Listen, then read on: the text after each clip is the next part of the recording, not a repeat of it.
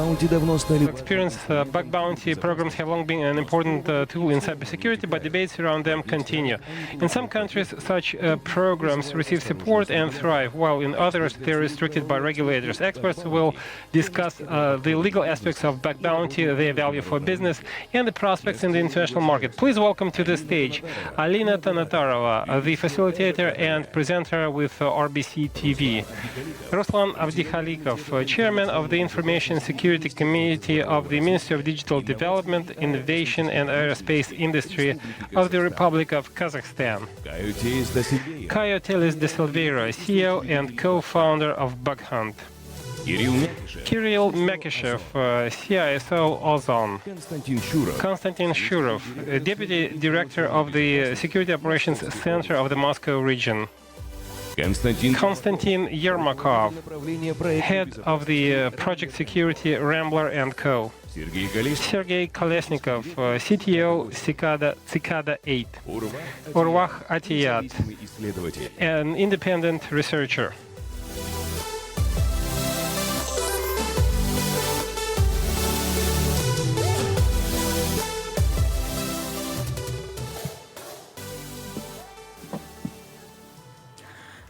Коллеги, добрый день. Good afternoon, ladies and gentlemen. It's a pleasure to welcome you to the International PhD Days Fest. My name is Alina Tanatarova, and I'm a presenter with RBC TV channel. It's a pleasure to be a facilitator for today's panel discussion. Moreover, so that the topic is going to be quite interesting. We'll be talking about ethic hacking and such a thing as bug bounty. Hunting for bugs in Russia has been gaining steam in the past few years, especially since 2022. And bug hunting is interesting not just for business, but for public authorities as well. This is what we're going to discuss. We'll also discuss the bug bounty trends both in Russia and abroad. We have international guests joining us. What are the challenges facing the platforms and participants, and how does the ecosystem change? Let me introduce our speakers to you.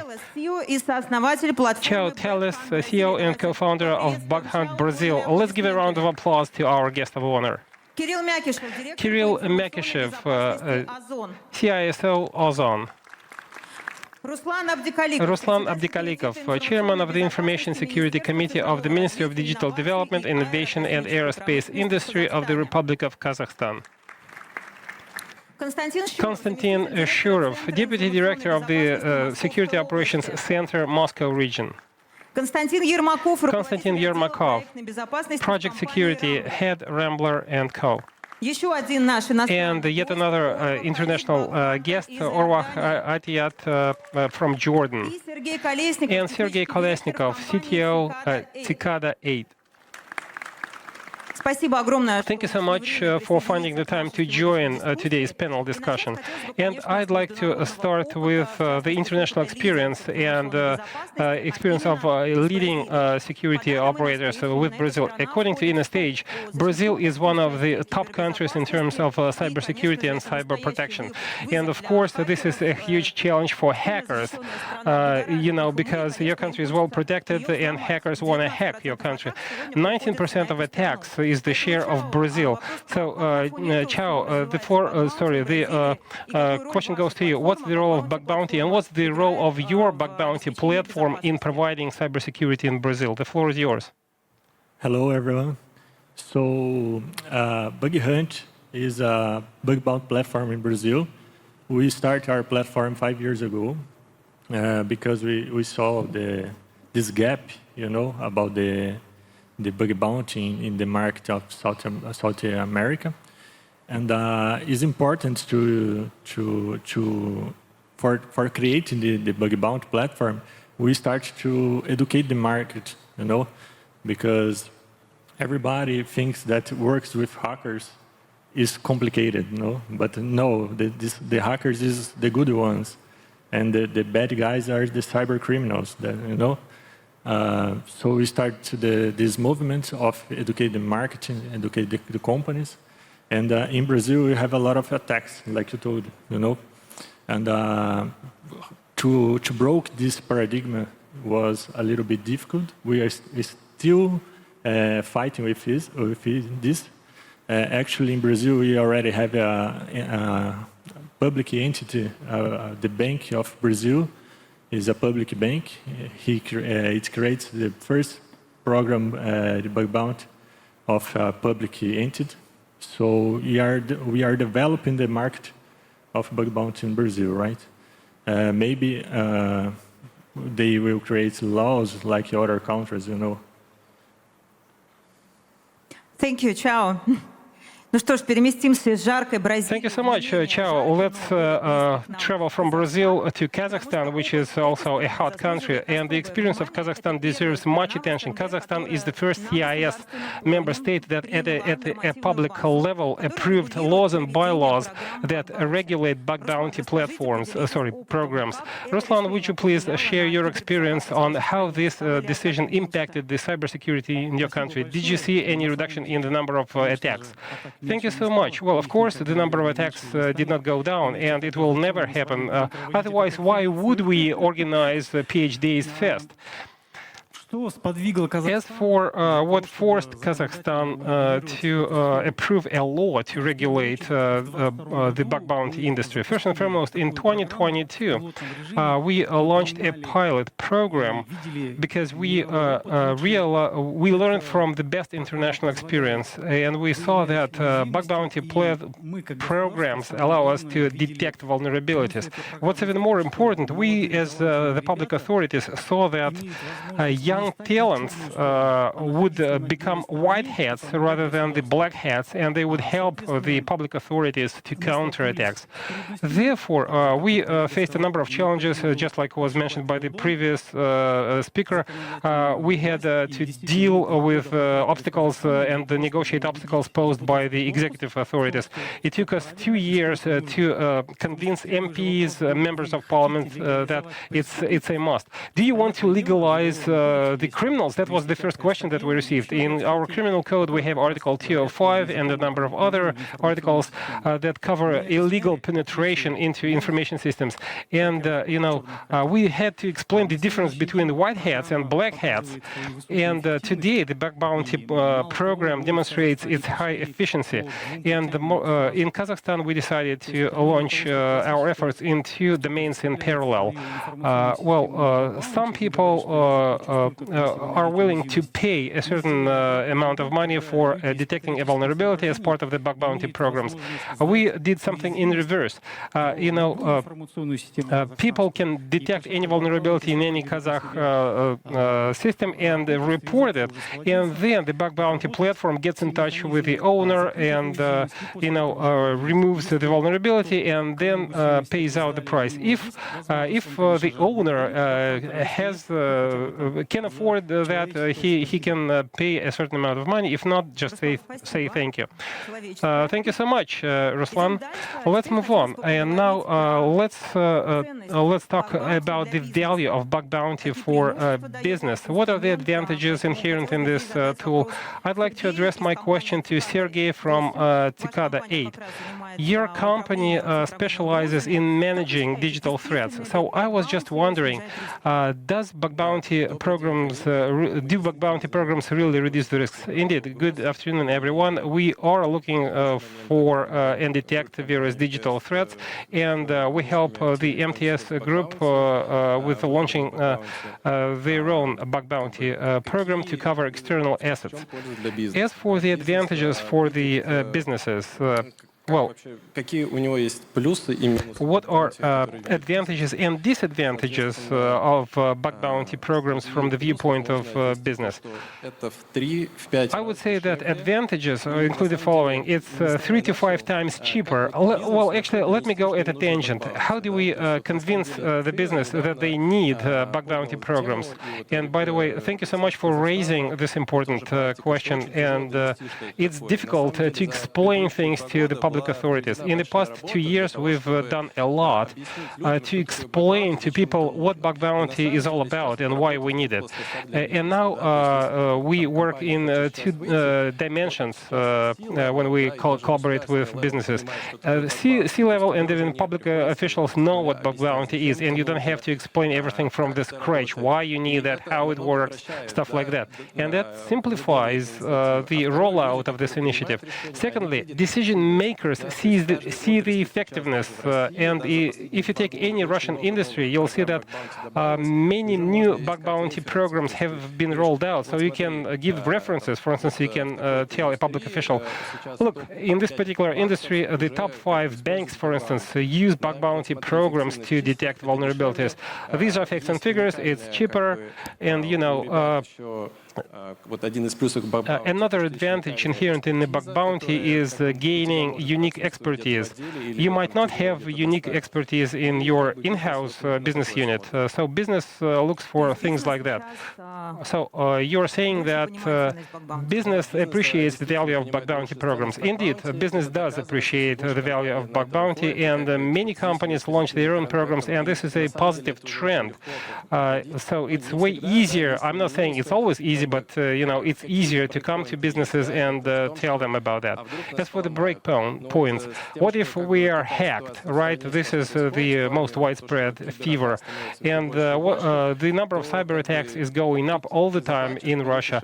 But you pay the money for detecting the vulnerabilities. They will be part of your bug bounty platform, and they will not be leaked. If someone is trying to hack you right now, pay for it, detect the vulnerability, remove it. You can use various mechanisms and tools. For instance, bug hunters could use VPN, and the platform provides for such things. Sergey, thank you so much. Let's now give the floor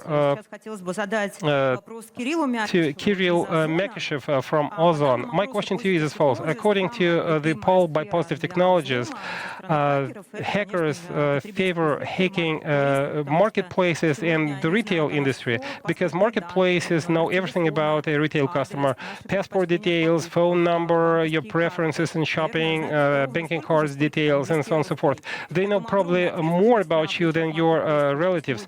So marketplaces bear a huge load of responsibility. Kirill, what's your attitude towards bug bounty? Is that a heaven for you? Well, you're right. The amount of money processed by big tech, not just by marketplaces, is huge.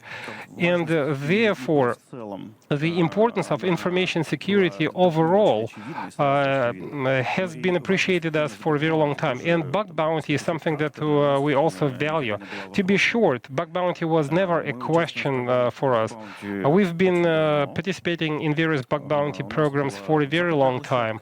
We used to have a foreign platform, then there was a break, then we entered a couple of Russian bug bounty platforms. Now we have an open program with a huge scope, and we pay out over 15 million. We have paid out over 15 million Russian rubles to bug hunters as part of this program.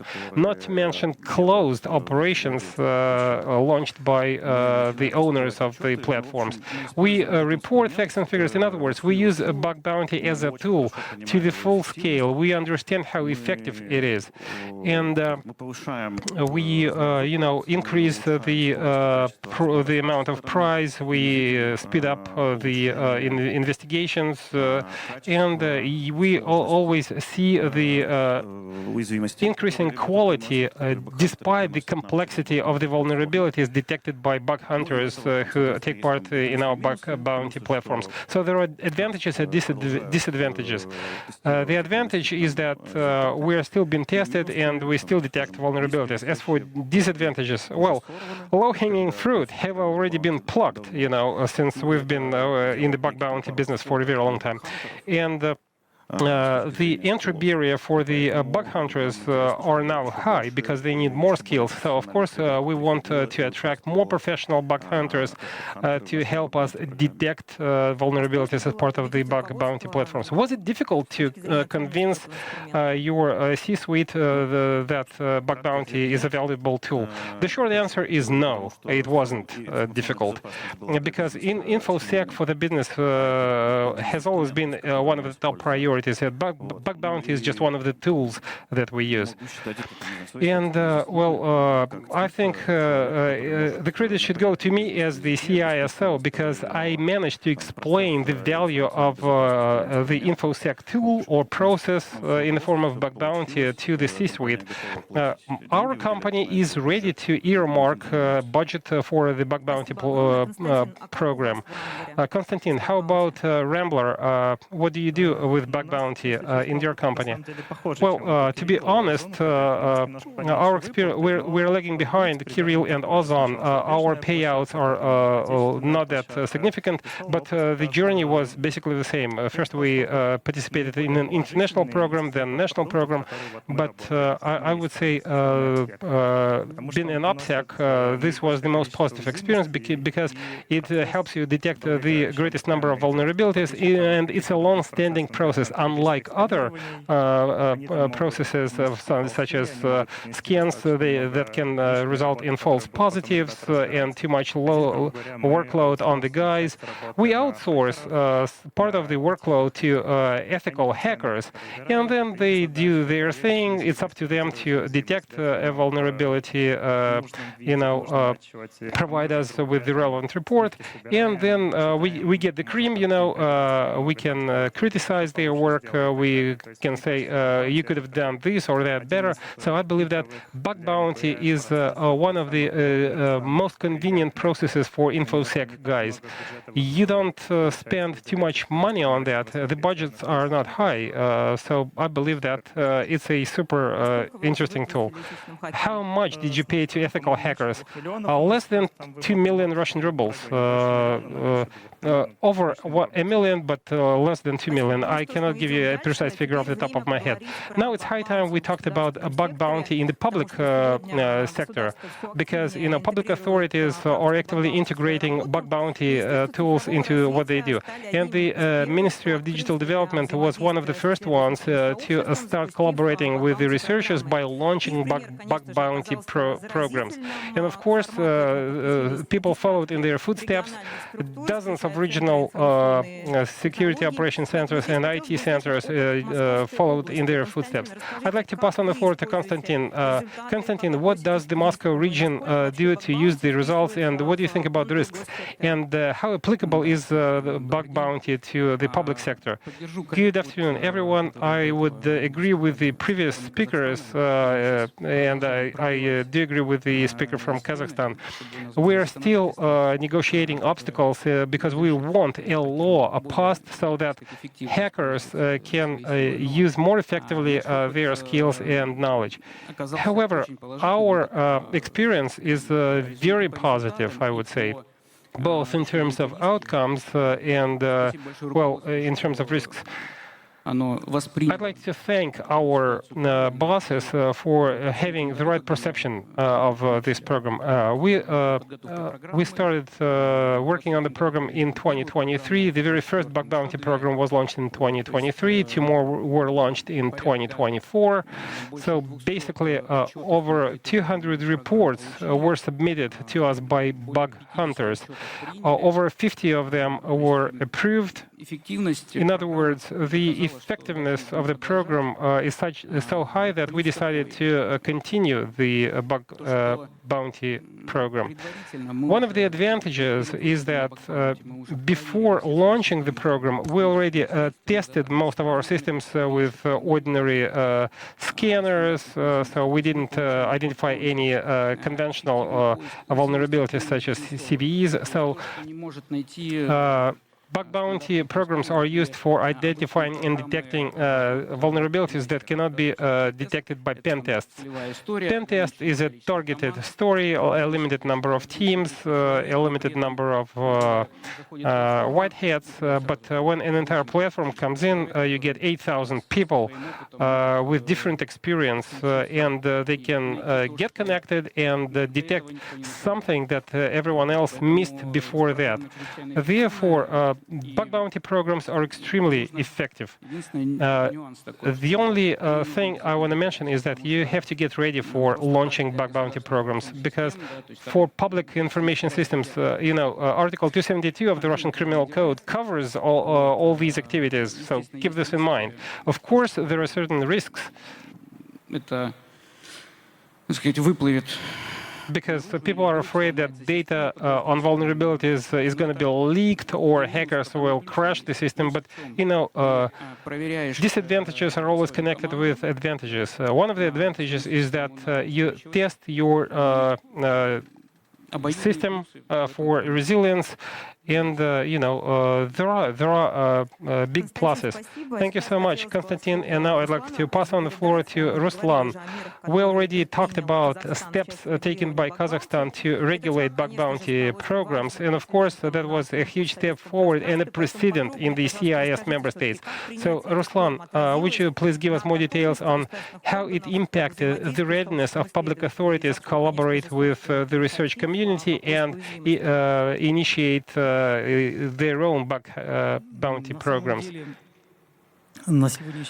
Well, at the present time, bugbounty.kz platform has over 2,000 researchers registered, which is a huge number for Kazakhstan. And we have received over 3,000 reports from bug hunters, and 300 of them were about the infrastructure of the e-government, of the Kazakh e-government. In other words, the Kazakh e-government did not spend a penny on detecting vulnerabilities. People did that out of being patriotic, and then they reported the vulnerabilities to the authorities. And I believe that this aspect is way more important for the public authorities, because we cannot measure everything in monetary terms. On an annual basis, we sum up the outcomes of bug bounty programs, and we actually have our own ranking on who reports more vulnerabilities, especially inherent in the e-government platform. We invite such guys to Astana, and we give them prizes and certificates from the Ministry of Digital Development. And I believe that it came as a shock to the very first guys, because a hacker wearing a hoodie gets a diploma and a letter of appreciation from the minister. That excites young talents, and year over year we see this attitude. People are not incentivized by money. Well, they make money on something else, but if you detect a vulnerability in the e-government platform and you report it in the bug bounty platform, in our case, the platform does its own research to confirm that such vulnerabilities can be exploited. Then they come up with the recommendations, and then they report both recommendations and the vulnerabilities to the state authorities. And we, as the Information Security Committee, have to make sure that the vulnerability is removed. And it goes without saying that initially the public authorities were not happy, because in the past they could just say everything is fine with our system, we don't have any vulnerabilities. But when they get a detailed report, they can hardly refute that they can be hacked. And we tell them, you have already been hacked. Just thank them for not destroying your system altogether, because they are white hats. And bug bounty programs tell all the bug hunters, you can research, but you cannot destroy, because if you cross the line, Article 205 of the Criminal Code is not gonna, is gonna punish you. So I urge our Russian counterparts to be as fast as possible in approving applicable laws.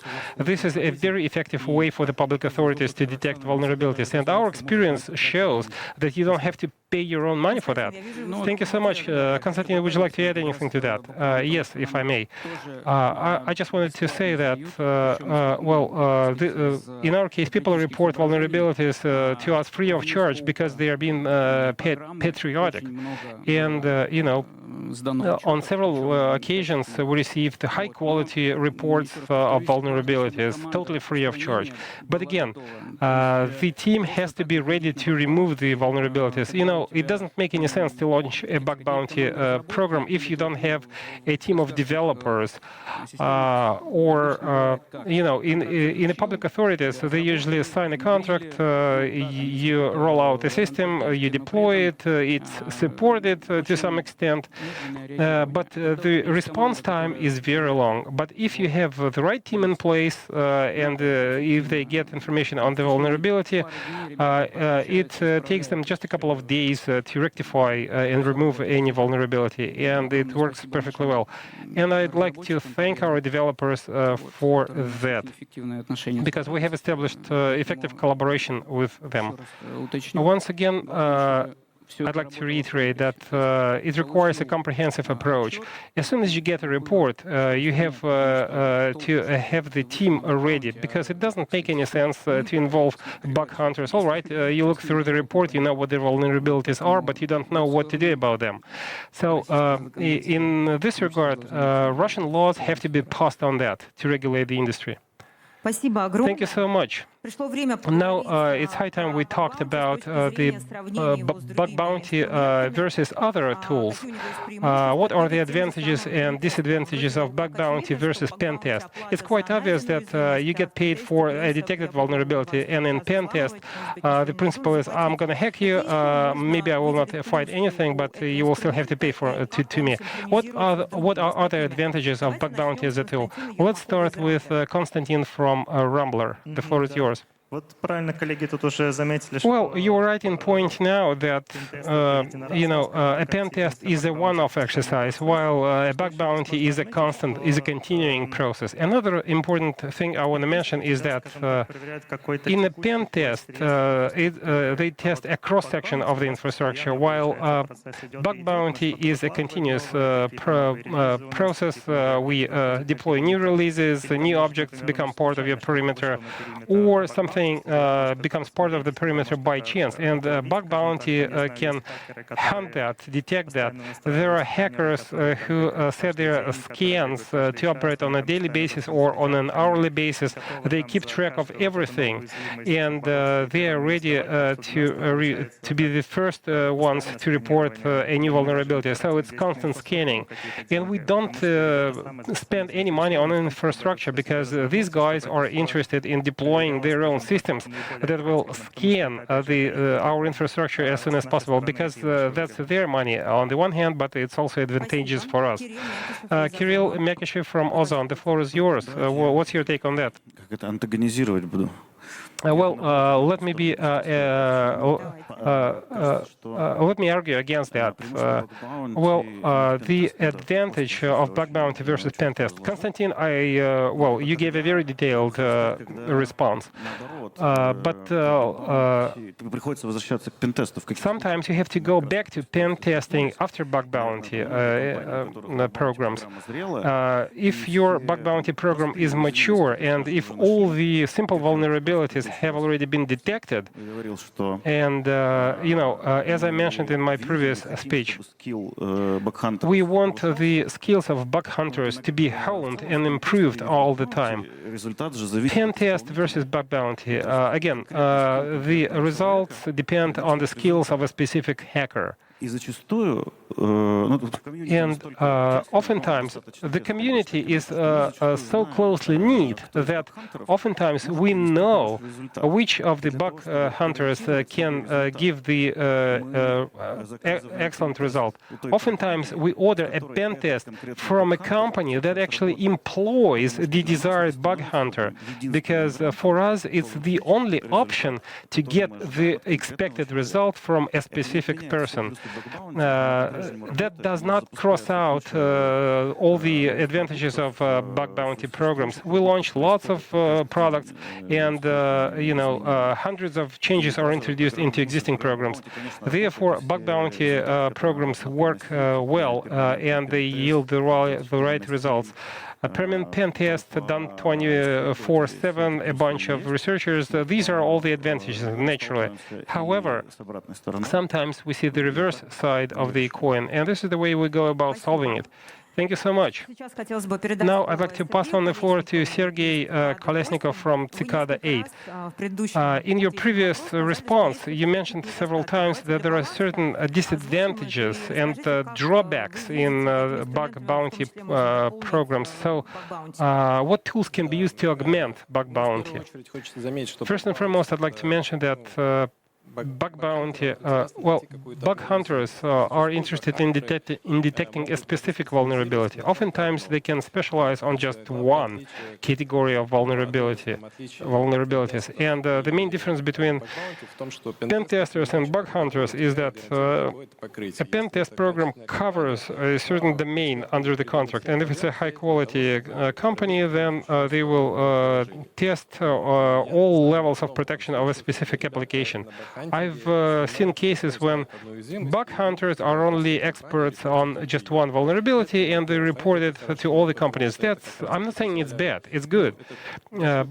And it's a huge plus for bug bounty programs because there are very narrow-minded bug hunters who don't have to be contracted, but they research your infrastructure and they report specific vulnerabilities to you, which is awesome. It's cool.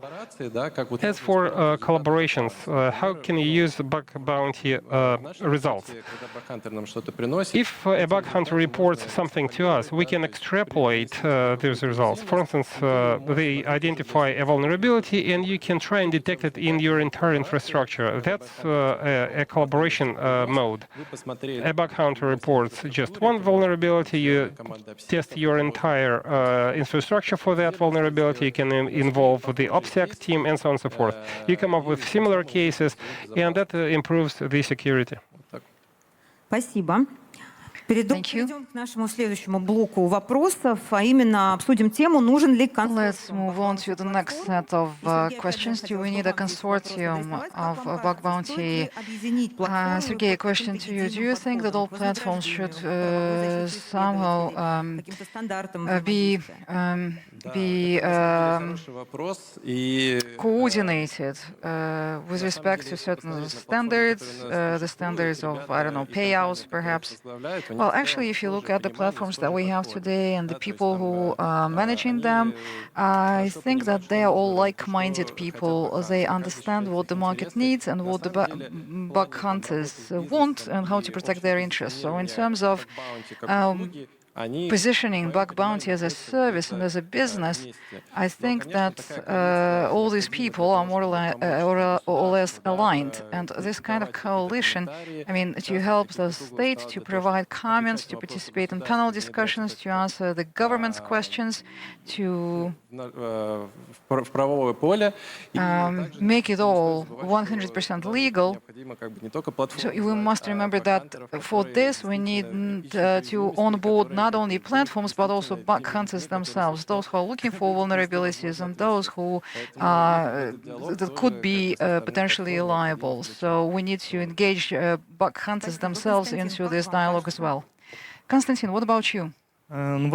Что я тут хотел бы отметить, что вот, например, если вспомнить второй год, if you think back to 2022, when we were disconnected from the international platforms, the market of bug bounty in Russia was minimal. And then it grew, it surged. I think this is the result of open competition between different programs.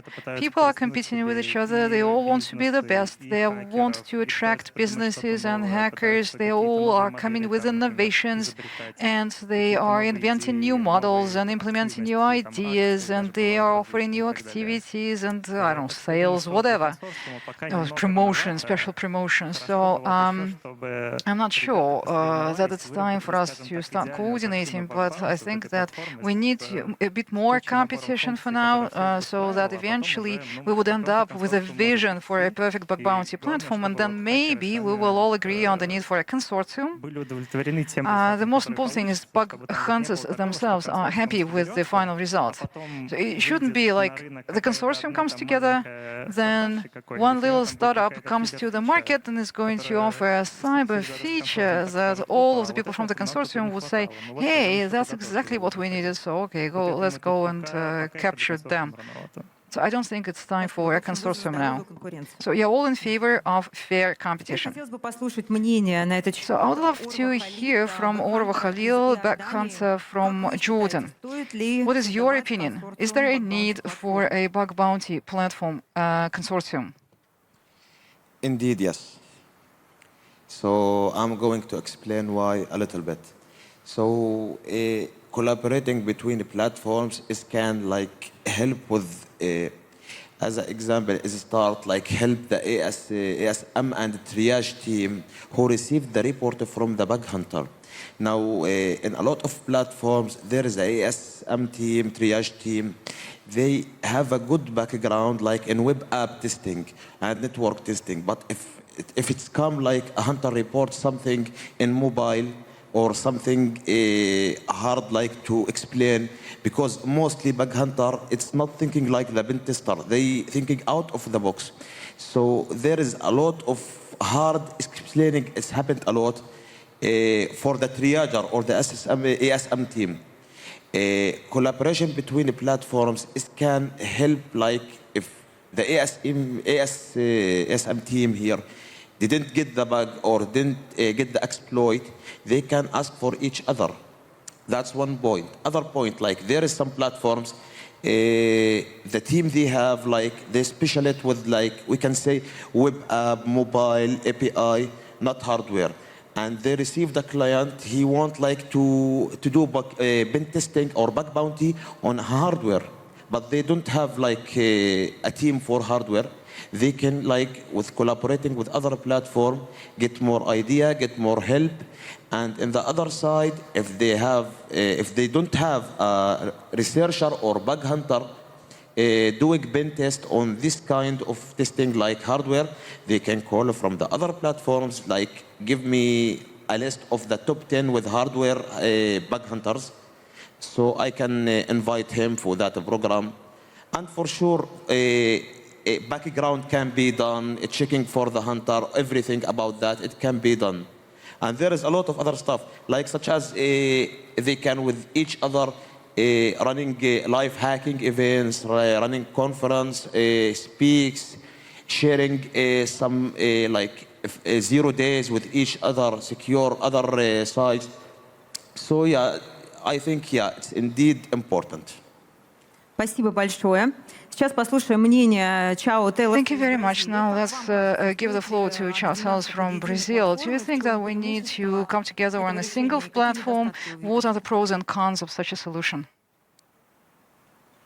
Okay, I think the same. We need before the consortium, I think we need to create a framework to prepare the companies, right?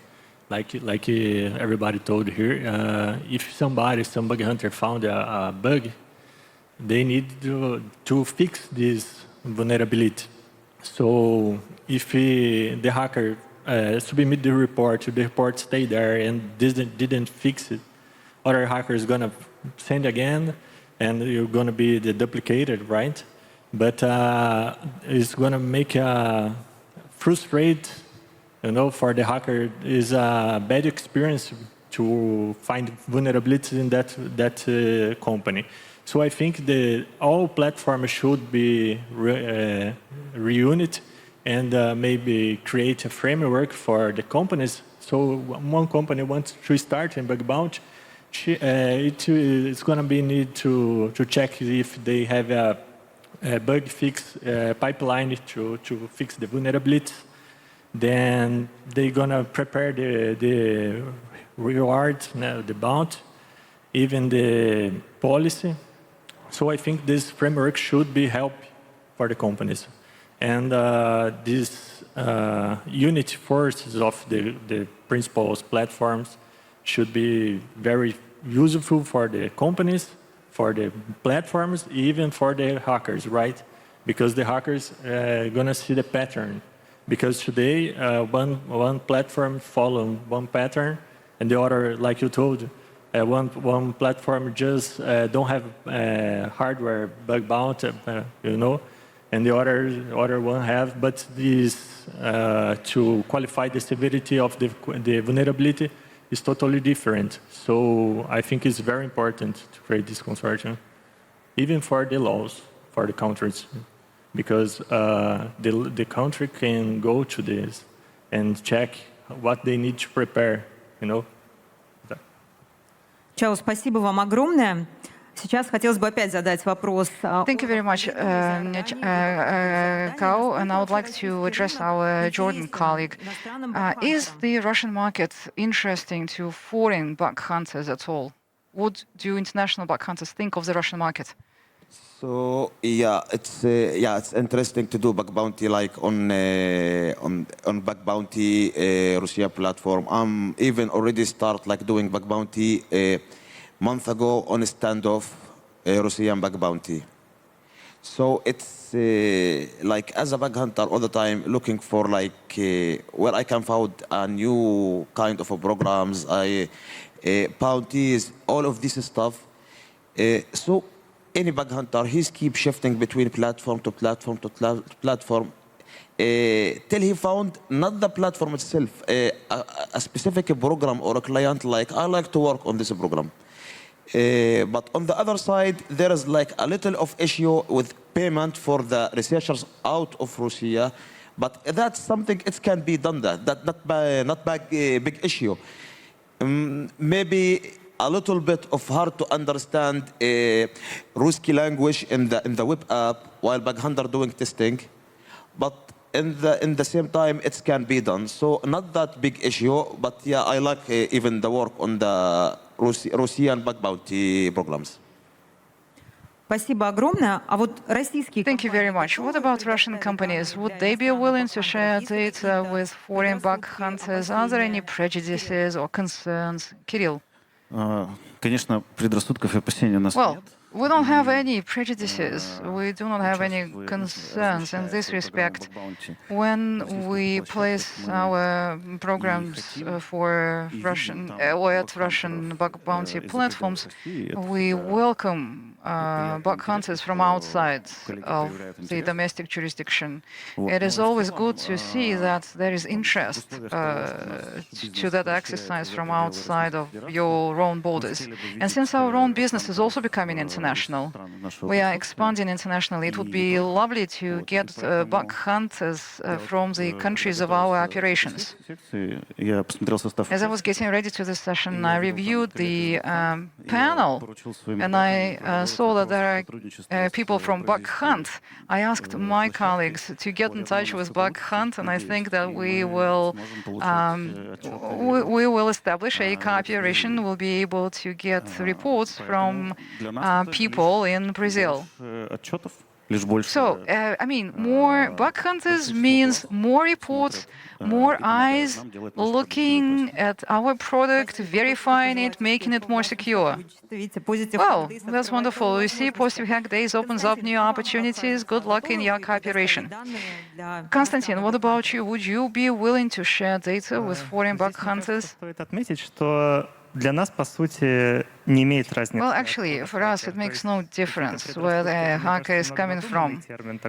Prejudices, I wouldn't be using that word at all, especially as applied to international hackers. But as to how many hackers are hacking us, well, if it's only 10 people, that's bad. If it's 100 people and 50 of them are domestic and 50 of them are international, well, that's fine. We're fine with that. We don't care. Just bring us the report. We will review them. We will fix the vulnerabilities. And if there is a trend, say that a foreign hacker brings a worse quality report, I mean, theoretically, I'm speaking hypothetically, I'm not saying that something like this is happening right now, then we will be able to identify specific hackers. We will perhaps explain to them how to best word the report, how to structure the report better. I mean, I don't have any issue with a hacker being international or foreign. It may be an idea that would be, that would be more difficult to sell to a business. A white hacker can be blocked, but I mean, the business it's very difficult for business to distinguish between white hackers and black hackers. Like Amazon, for instance, in terms of abuse and blocking, request to block a particular hacker that uses the Amazon cloud services, that's a possibility. But again, and it's a challenge. But as an outsider, I mean, no, not as an outsider, but again, the more vulnerabilities are identified, the better. Would you like to add something? Sure. Now, speaking as someone who represents the state, for marketplaces, well, probably that works, but there are also government information systems, and there are general information systems, and then there are government information systems. And for now, we only admit Russian researchers, investigators.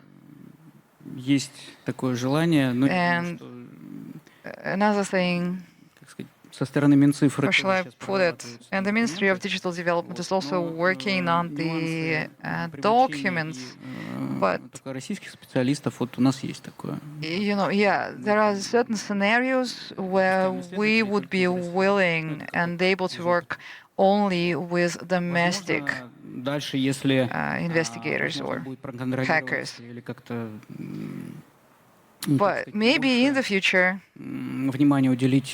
if it's possible to somehow control the work of foreign hackers, maybe we would be willing to consider that as well. Because again, the more eyes you have on your product, the better. I agree with that. Ruslan, what about you? What about Kazakhstan? What does Kazakhstan think about working with foreign bug hunters? Well, we heard these questions from the Kazakhstan parliamentarians back in 2023. That was the first time when we wanted to introduce amendments to the legislation. The same question: do you want foreigners to have access to government information systems? We say, hey, wait, what do you mean to give access to foreigners? That's the difference between bug bounty and pen testing.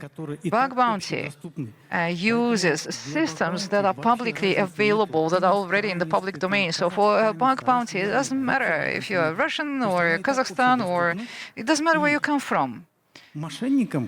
And fraudsters and criminals and the black hackers, they do not care where the borders lie, what currency is used in a particular jurisdiction. They will still be attacking you to get profit in whatever currency. So in this respect, bug bounty is it's a method to get as many independent bug hunters on your case. They will provide independent expertise on your case. And that's the difference between bug bounty and pen testing. Pen testing is something that happens inside the company, inside the perimeter. And yes, we would not admit an external pen tester to a government information system. That's why we need internal pen testing.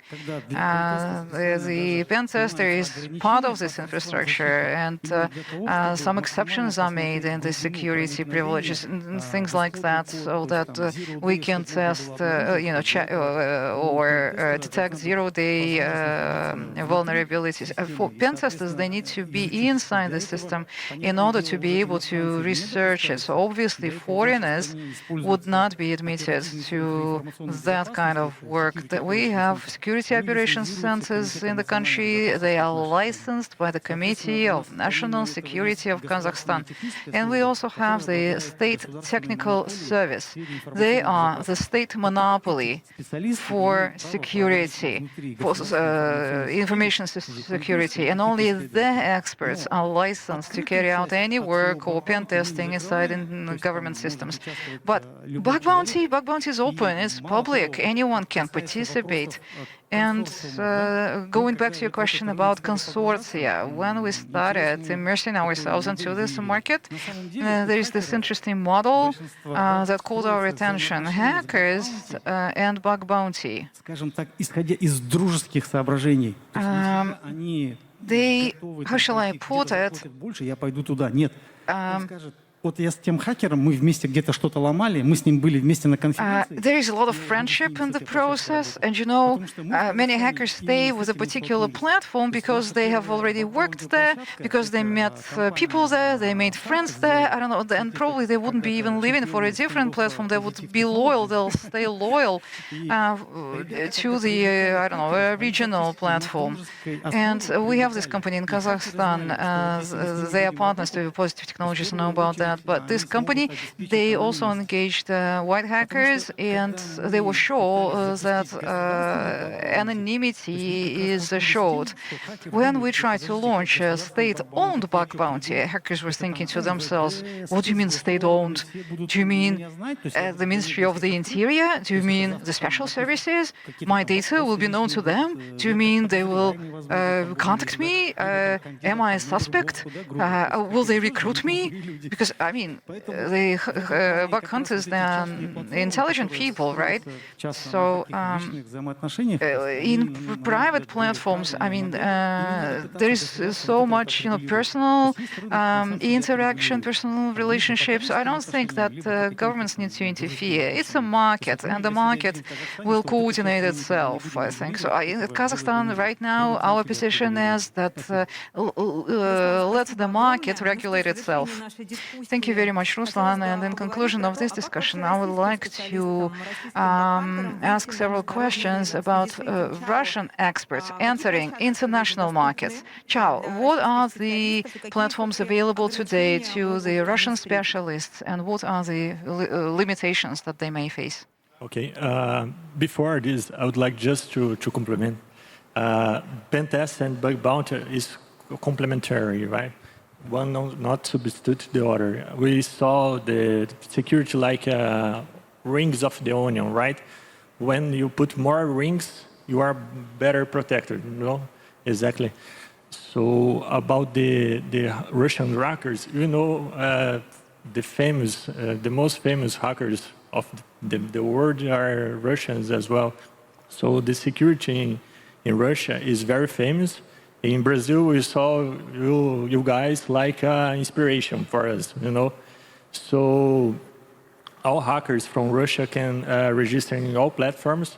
If there are transactions with, PayPal to get the bounty, all platforms should pay in cryptocurrency, so it's easy. And for a hacker, when they register inside the platform, they start to create their profile. So like it was told here, they start to earn points if he send a report, a valid report, so he starts to earn points. Then when he gets, it's different by platform to other platform, but when he starts to earn points for their profile, he is invited for private programs. So it's getting more easy to find vulnerabilities because there's less hackers on that program, so it's more exclusive, So for Russian hackers, there's a lot of worldwide platforms, even Bug Hunt. All hackers from Russia is invited to register there, and go have fun. Спасибо огромное.